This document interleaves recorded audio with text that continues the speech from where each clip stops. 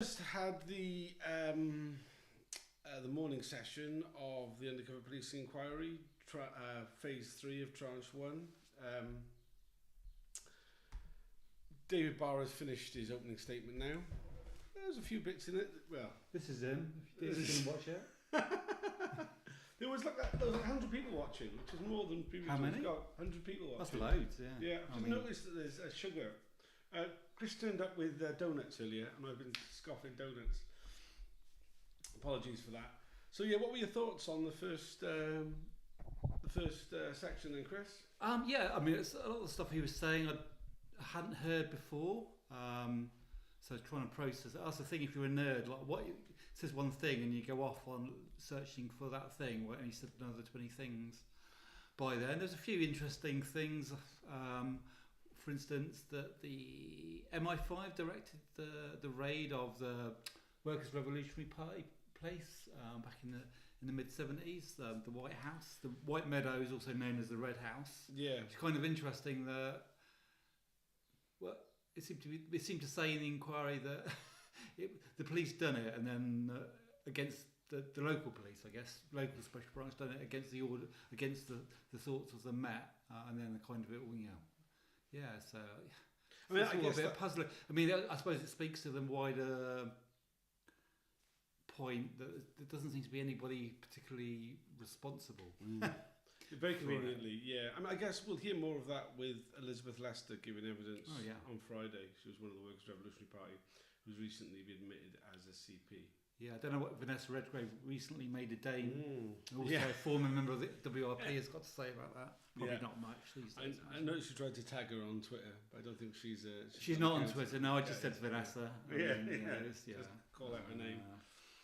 But yeah, it was interesting to hear the bits from the closed hearing. Oh yeah, that was surprisingly. I mean, I didn't know there was going to be any of that. So no, yeah, I wasn't expecting any of that. A few revelations on that in terms of how many of those officers had sexual relations as well, and how much they contradicted their evidence. I mean, just showed that they're bloody liars as well. What a surprise, you know. But yeah, I mean, there'll be more. A lot of it was quite hard to follow because there's just so much information kind of coming out. The full transcript will be published later today, along with the written version. There'll probably be loads of documents published today, and every fucking day of the inquiry. It's really irritating. As we're getting this oral evidence, we're also getting written evidence at the same time. Feast or famine, as usual. Yeah, anything else you want to really add about... Yeah, it briefly mentioned that on spying on children. Oh yeah. That was directed at least partially by MI5. Someone's just asking me about that on Twitter, actually.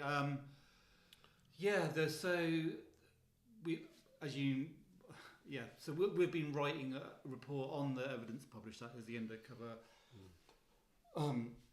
Research Group, and I took on doing the one on the spying on children. I expected it to be quite a short chapter.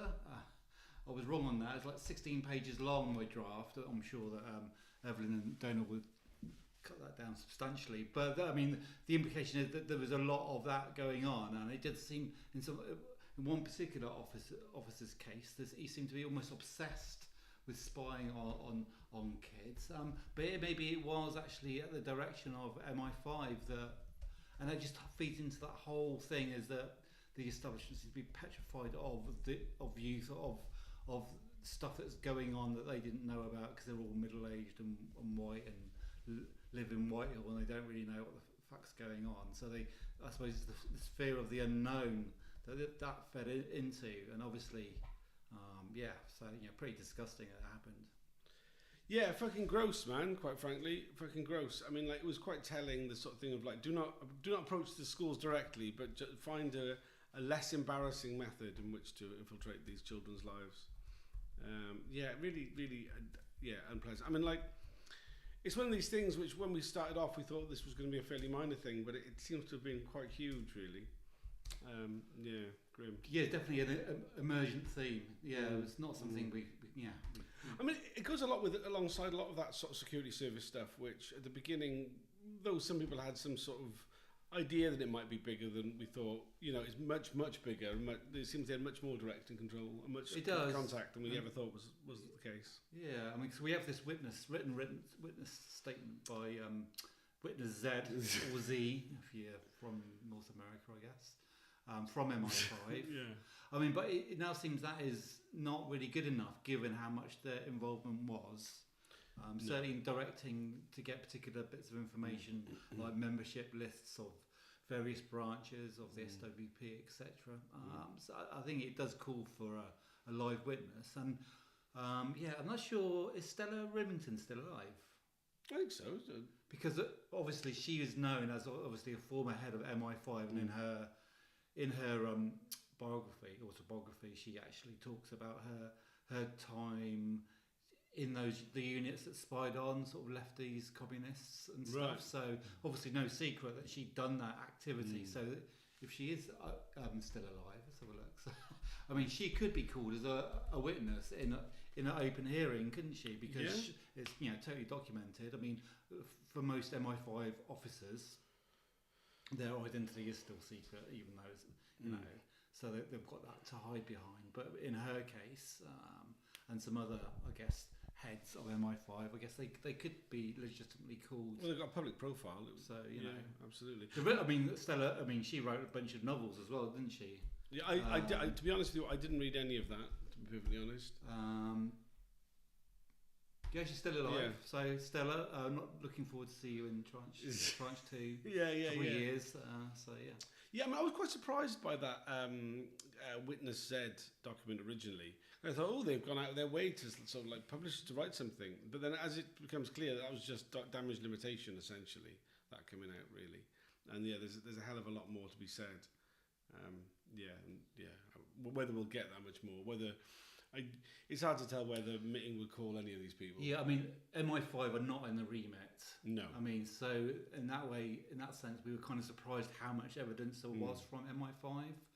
But I guess they couldn't resist putting some in when they realised how much contact, how much direction they provided, at least some of the time. I mean, one of the other things, my colleague Evelyn is producing the chapter on MI5, and it's a complex story mainly because it wasn't very consistent. The contact, it was on and off, and a lot of the time, they are continuously sort of reintroducing each other to what's going on, and there's like gaps in the meetings, etc. So I mean, I'm probably being optimistic thinking they were going to see Stella Remington or anybody else on the but obviously I mean, we have to call for it. I mean, like a lot of these things, like it feels like, what's the point in pushing for this, that, the other? We're never going to get that from this chair, this inquiry. But you got to push for it, and we're surprised to get what we did get. I didn't think Creamer was going to get called. Stella Remington is now a dame, same as Vanessa Redgrave, which probably and Dame Stella probably spied on Dame. Yeah, you would have thought so. I mean, and also, like given the love that the inquiry's got for any sort of title, I mean, does not increase the chances of getting called, because David Barr loves to interview a member of the House of Lords. Okay, so this afternoon, anything more on this morning? Oh, there's probably loads. There's fuckloads, definitely. I mean, one of the things is that was it one of the closed officers, or that they actually admitted saying that they had sex with an activist as a tactic to enhance cover ID, and that's a first. That's been said for sure. I mean, it's pretty obvious that was the case. Certainly in latter deployments, even if it hadn't already been established in earlier ones. So that's definitely significant. Yeah, very much. I mean, like it's one of those things that we kind of, because it's so fucking obvious that they thought that was part of their role, we kind of forget they haven't fucking admitted to it much. But this is the first time it's been admitted to during the inquiry, which is saying it's good to hear is fucking horrible. It's not good. Well, volume is low, apparently. Volume is low. Well, I think it's probably to do with the fact that the microphone's miles away. We should have two microphones. We've got two microphones, but our ability to set up the tech is limited. As we've got last time we had the hearings, we managed to like get it back get it all sorted by the time we're like 2/3 of the way through. So hopefully this time we'll do the same. Yes. This is the problem. So that was there's plenty more to pour over from this morning, but my brain's a bit fried now, and we're going to have to go and get some lunch before we'll be back again at 2:00 with Peter Skelton, QC, Commissioner of Police for the Metropolis. So he's representing the Met, and then after him, Oliver Saunders, who I dislike. Well, I mean, not that I like Peter Skelton, to be perfectly honest. They're all a bunch of bastards, quite frankly. But we'll have more of that later. It should be interesting. If you are able to tune in, I recommend you do. If you're not able to tune in, please follow us on Twitter. We're using the hashtag SpyCops Inquiry or just SpyCops, depending. It's not very organised. Campaign opposing police surveillance are also live tweeting proceedings. They haven't done it much this morning, but they will be doing it this afternoon. They've just published all the documents, or at least some of the documents that they refer to this morning, and there's 56 of them, so if you've got some time on your hands. Yeah, so if you've got the next 40 minutes before it starts up again, if you'd like to download and consume 56 PDFs, many of which are very poorly photocopied copies of damaged documents from the 1970s, then best of luck with that. Realistically, we're not going to get like a full picture of what's been released today for some time, because as days goes on, more and more information will appear. But there's some interesting bits that might be worth picking out on. Anything particular that still jumps out to you? Not yet. No, I'm literally just flicking through it. So yeah, I'm not gonna. Yeah. Well, I was hoping that the special branch, as opposed to the SDS annual report, is going to be published, but I can't see it on there. Yeah, it didn't. I've not seen that. So yeah, that'll be interesting. That's the one which refers to the anarchist Black Cross as the most dangerous of anarchist groups, because they encourage people to take individual action. I mean, mostly. Well, did they though? No. I would argue that they're the most dangerous of anarchist groups because they encourage solidarity with those who've taken action against the state. Yeah, I mean, anarchist Black Cross, for those who don't know, generally prisoner support and I suppose prison abolition. I mean, as far as I know, that branch was formed by Stuart Christie and Albert Meltzer, sort of late 60s, early 70s. As far as we know, they didn't actually have any undercovers directly in that milieu, and that's not to say they weren't reported on at all, but as far as I know, they didn't get anybody in there, so how they knew they thought they knew they were supposedly the most dangerous, in inverted commas, I don't know. Well, maybe it's just the principle that's dangerous, eh? And let's hope, so more power to the anarchist Black Cross groups that still currently exist in Bristol, Brighton, and around the world. That's us. I think that's us for now. We'll see you. We'll do another one of these videos in the break this afternoon. We'll be back live tweeting from 2:00 onwards. We're going to go and eat something. Cheers.